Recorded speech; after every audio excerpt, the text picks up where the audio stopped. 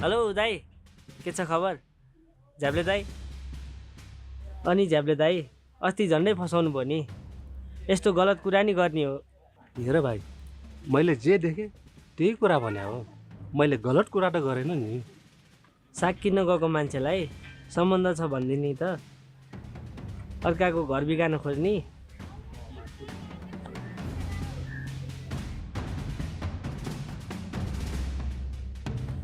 हेर भाइ, धेरै ट्यार नबोल्ने, फेरि टिम र मेरो सम्बन्ध बिग्रेला नि। नरिसाउनु न दाई, मसँग एउटा खास कुरा छ।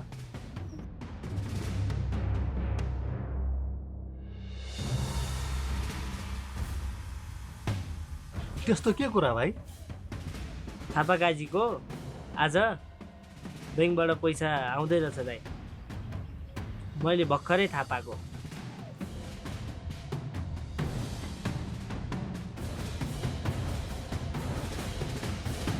ए हो र?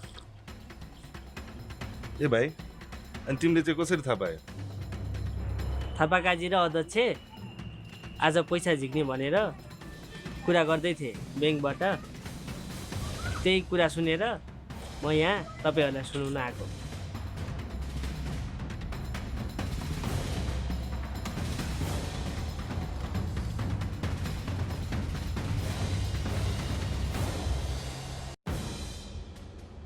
अनि तिमीलाई पैसा चाहिएको छ कि छैन भाइ?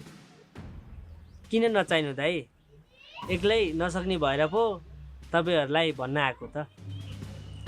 त्यसो भए तिमी गएर थापा काजीलाई वाच गर भाइ। ल भाइ, तिमी ब्याङ्क अगाडि गएर बस।